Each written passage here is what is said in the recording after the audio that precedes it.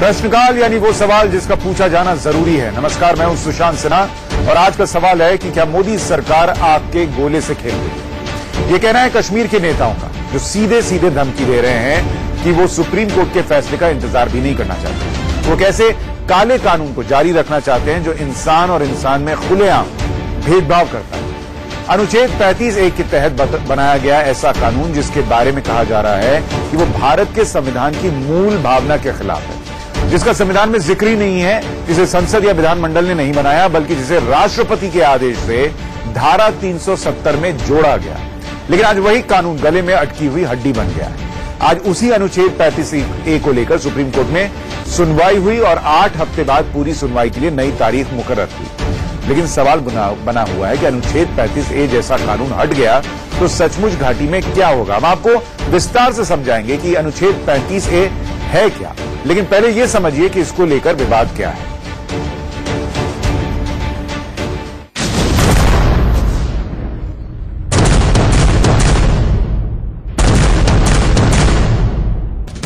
(35(a) को आग का गोला बताने वाले कोई और नहीं बल्कि जम्मू कश्मीर के पूर्व मुख्यमंत्री उमर अब्दुल्ला हैं। अब्दुल्ला ने सीधे सीधे ये कहा कि 35(a) को हटाने का मतलब है कि सीधे सीधे आग के गोले से खेलना।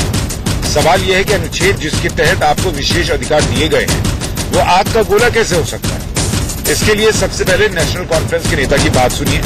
वो इस कानून के पक्ष में कह क्या रहे हैं, जिसने करीब पिछले 70 सालों से कश्मीर और देश के दूसरे हिस्से के बीच एक लक्ष्मण रेखा जैसी खींच रखी है। दफा 35(a) आईन हिंद में करीब 65 साल 70 साल पहले शामिल हुआ है। हमारा जो स्टेट सब्जेक्ट कानून है जो 1927 में महाराजा हरि सिंह के हुक्मनामे के जरिए से जम्मू कश्मीर में लागू हुआ, जिससे यहाँ के रहने वालों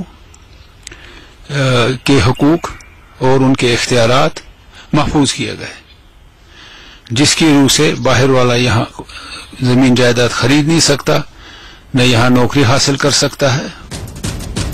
मुस्तफा कमाल की बातें अपनी जगह है, लेकिन सवाल यह है कि क्या देश के दूसरे हिस्से खूबसूरत नहीं है? हिमाचल, उत्तराखंड समेत हिंदुस्तान में खूबसूरत हिस्सों की कमी नहीं, लेकिन वहां के लोग और वहां की संस्कृति को बचाने के लिए कानून लाए गए।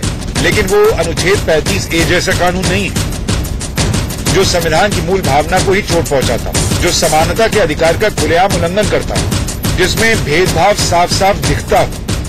सुप्रीम कोर्ट के वरिष्ठ वकील विकास सिंह क्या कहते हैं, जरा उसको भी सुनिए और समझिए। आर्टिकल 35(a) कॉन्स्टिट्यूशन में इंसर्ट किया गया था एज अ फंडामेंटल राइट, और वो भी by a presidential notification. Now fundamental right ऐसे भी इंसर्ट नहीं हो सकता बिना प्रॉपर अमेंडमेंट के 368 में, और 370 में जो 373 को जो यूज करके इस आर्टिकल को इंसर्ट किया गया, मेरे हिसाब से वो पर्पस बिल्कुल भी नहीं था। उसको डाइल्यूट करना चाहते हैं कि 370 उतनी रिगर से नहीं अप्लाई करेगा, तो उस पर्पस की एक अमेंडमेंट नोटिफिकेशन से ला सकते थे, बनिस्बत की एक फंडामेंटल राइट ऐड करने का बिल्कुल भी नहीं था इंटेंशन। अब सवाल ये उठता है कि आखिर अनुच्छेद 35(a) में ऐसा क्या है, 35(a) है क्या, उसे भी आपको समझाएंगे। Bureau report, India news. ऐसे में दो अहम सवाल हो जाते हैं। पहला अहम सवाल यह है कि अनुच्छेद 35(a) है क्या, और दूसरा अहम सवाल यह कि इस पर अभी सियासत हो क्यों रही है। इस बात को समझिए कि अनुच्छेद 35(a) जो है वो संविधान का हिस्सा था नहीं।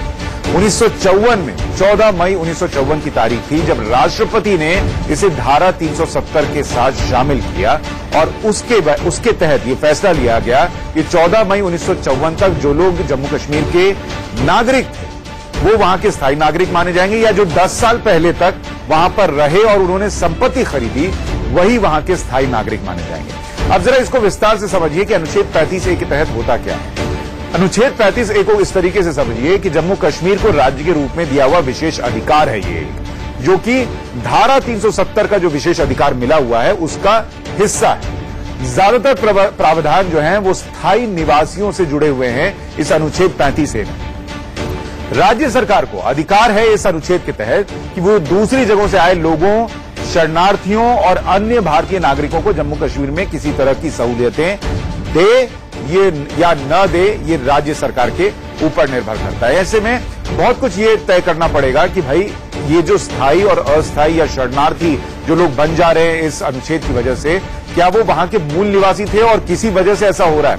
इसको भी समझिए कि अनुच्छेद 35A का मतलब क्या है। जम्मू कश्मीर में बाहरी को नो एंट्री है, और बाहरी मतलब 14 मई 1954 के बाद जो कश्मीर में आया वो वहां के लिए बाहरी हो गया, चाहे वो इतने साल से रह रहा हो, लेकिन वो वहां के लिए बाहरी है।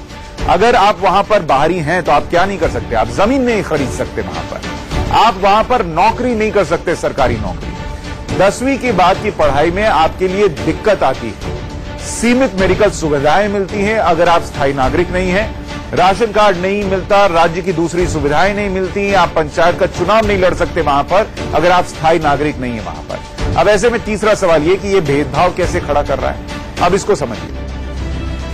जम्मू कश्मीर की कोई लड़की अगर किसी बाहरी लड़के यानी जम्मू कश्मीर के बाहर के लड़के से शादी कर लेती है तो उसके सारे अधिकार खत्म हो जाते हैं जो इस अनुच्छेद के तहत मिल रहे थे। उसके बच्चों के भी सारे अधिकार खत्म हो जाते हैं, और 80% प्रवासी कश्मीरी जो 70 साल से हैं उन्हें कोई अधिकार वहां नहीं मिल रहा। 70 साल से सोचिए वहां रह रहे हैं, लेकिन वो प्रवासी हैं, और प्रवासियों में ज्यादातर दलित और हिंदू हैं, और यही वजह है कि इस अनुच्छेद को लेकर मामला अदालत तक पहुंचा है और इस पर सियासत भी हो रही है। अब भेदभाव कैसे होता है वो आपने ग्राफिक्स के जरिए समझा। अगर कश्मीर का लड़का हिंदुस्तान के दूसरे कोने की किसी लड़की से शादी कर ले तो अधिकार रहता है, लेकिन कश्मीर की लड़की से कोई गैर कश्मीरी लड़का मोहब्बत करे या अरेंज्ड मैरिज के तहत शादी कर ले तो उस लड़की के पास कोई अधिकार नहीं रह जाता। आपके यहां 70 साल से जो लोग लगातार रह रहे हैं उन्हें आप पढ़ने और रोजगार पाने के मूल अधिकार से भी वंचित रखे हुए हैं। आपको विश्वास नहीं हो रहा होगा, लिहाजा आपको ग्राउंड जीरो पर लिए चलते हैं और देखिए वहां हालत क्या है। पिछले कुछ दिनों से 35A यानी कि जम्मू कश्मीर में किसकी नागरिकता होगी किसकी नहीं होगी, इसको लेकर बहस छिड़ी हुई है। मगर ऐसे में हम आपको एक ऐसे परिवार से या एक ऐसे समुदाय से मिलाने लाए हैं जो पिछले लगभग 70 सालों से इस जंग में जूझ रहा है कि कब उसे स्थायी नागरिकता मिले। हालांकि वो पिछले कई सालों से या 70 सालों से 47 के बाद बंटवारे के बाद से जम्मू कश्मीर में रहते हैं, मगर उनको यहाँ की नागरिकता नहीं है।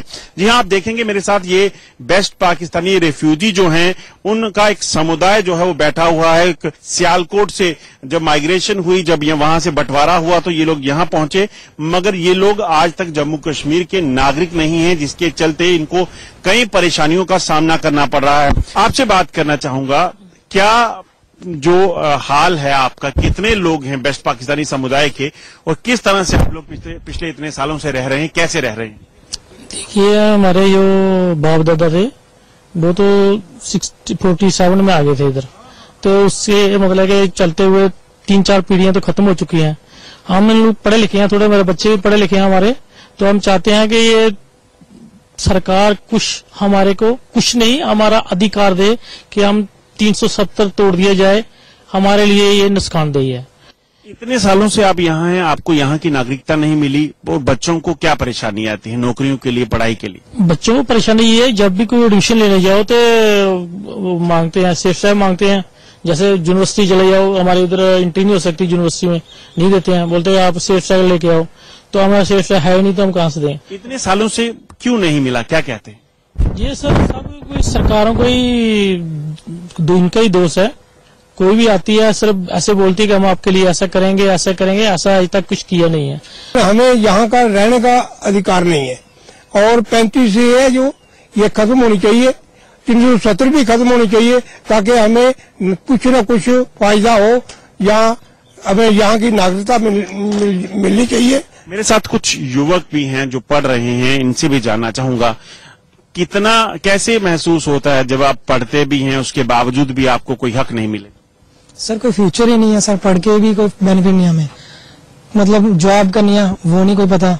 गवर्नमेंट है, कोई भी गवर्नमेंट आती है, कोई भी मतलब जो भी आई, बीजेपी आई, कभी कांग्रेस आ गई, इन सबको अपना बेनिफिट देखना है, कोई भी हमारे लिए या किसी और के लिए नहीं सोच रहा सर। अभी आप क्या कर रहे हो? तो सर कुछ नहीं सर, अपना अभी स्टडी कर रहे हैं, बट नौकरी छोकरी सर यहाँ पे कुछ नहीं मिल रही है, विदाउट स्टेट जॉब मिलती ही नहीं सर। सेंटर की जॉब कर सकते हैं हम, लेकिन स्टेट जॉब नहीं कर सकते, स्टेट नहीं।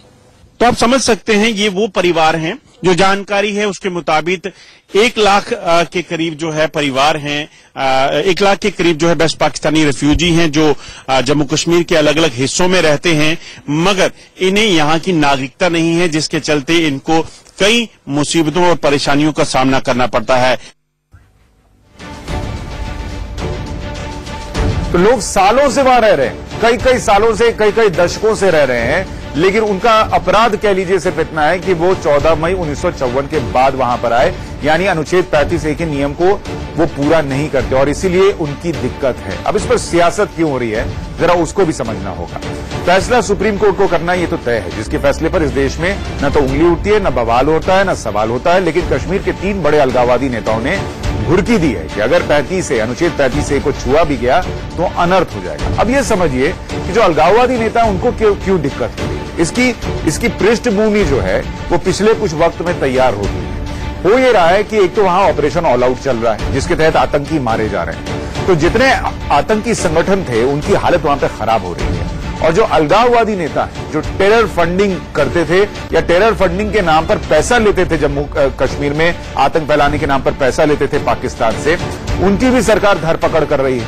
अब ऐसे में उनके लिए दिक्कतें खड़ी हो रही है। तो वो क्या चाहते हैं? वो ये चाहते हैं कि अनुच्छेद 35A को लेकर एक विवाद खड़ा कर दिया जाए ताकि वहां पर जो युवा हैं उनको बरगलाया जा सके। इसमें एक रिपोर्ट देखिए आप।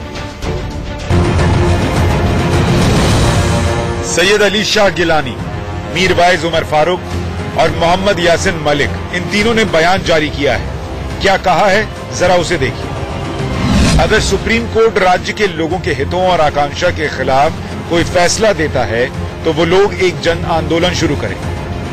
हम घटनाक्रमों को देख रहे हैं और जल्द ही कार्रवाई की रूपरेखा और कार्यक्रम की घोषणा की जाएगी। इन नेताओं ने आरोप लगाया कि बीजेपी राज्य में जनमत संग्रह की प्रक्रिया को नाकाम करने की कोशिश कर रही है। ये पीडीपी भी आरएसएस का सहयोग कर रही है। ये अलगाववादियों का अनुच्छेद 35A पर संयुक्त बयान था। दरअसल कश्मीर के तमाम अलगाववादियों को इस पूरे मामले में केंद्र की मोदी सरकार की भूमिका दिखती है। इसकी 3 बड़ी वजह हैं। पहली वजह है कि आतंकवादियों से निपटने के लिए ऑपरेशन ऑल आउट चलाया जा रहा है, जिसके तहत 150 से अधिक आतंकियों को ठिकाने लगाया जा चुका है। हालत यह है कि लश्कर हो या जैश, इन्हें अपना कमांडर खोजे नहीं मिल रहा। आतंकवाद की रीढ़ टूट चुकी है। दूसरी वजह है टेरर फंडिंग मामले में हुर्रियत नेताओं पर कड़ा होता शिकंजा। और तीसरी वजह है कश्मीर के लोगों से बातचीत के लिए सरकार ने 23 अक्टूबर को एक मध्यस्थ की नियुक्ति की। इंटेलिजेंस ब्यूरो के भूतपूर्व प्रमुख दिनेश्वर शर्मा को कश्मीर में हर स्टेक होल्डर से बात करने के लिए कहा गया है। ये वो वजह है जिसकी वजह से अलगाववादी खुद को कश्मीर में अलग थलग पा रहे हैं। ऐसे में वो अनुच्छेद 35A के मुद्दे का इस्तेमाल घाटी को फिर से सुलगाने के लिए करना चाहते हैं। तो अनुच्छेद 35A का इस्तेमाल भी घाटी को सुलगाने के लिए करना चाहते हैं वो, और ये सियासत का हिस्सा सालों से रही बात कश्मीर को और स्वायत्तता देने की, तो इसे लेकर पूर्व गृह मंत्री चिदम्बरम के बयान से तूफान उठ खड़ा हुआ। प्रधानमंत्री ने इसे कश्मीर के उन शहीदों का अपमान भी बताया जिन्होंने अपने सीने पर गोलियां खाकर कश्मीर को शांत करने और देश का अभिन्न अंग बनाए रखने में सर्वोच्च बलिदान दिया था। ऐसे में सवाल यह है कि क्या जम्मू कश्मीर में शांति बहाल करने की कोशिश क्या पिछली सरकारों ने किया? क्या लोगों को अधिकार देने की बात पिछली सरकारों ने किया? और क्या मौजूदा सरकार जो कर रही है वो किसी भी तरीके से उस आजादी से अलग है जो देश में दूसरे हिस्सों में लोगों को मिलती है? और जो लोग वहां पर सियासत कर रहे हैं, चाहे वो अलगाववादी हों या फिर दूसरे नेता, क्या वो वाकई वहां के लोगों की आजादी सोच रहे हैं या अपने हित के लिए, राजनीतिक हित के लिए लोगों का इस्तेमाल कर रहे हैं? प्रश्नकाल में आज के लिए इतना ही। नमस्कार।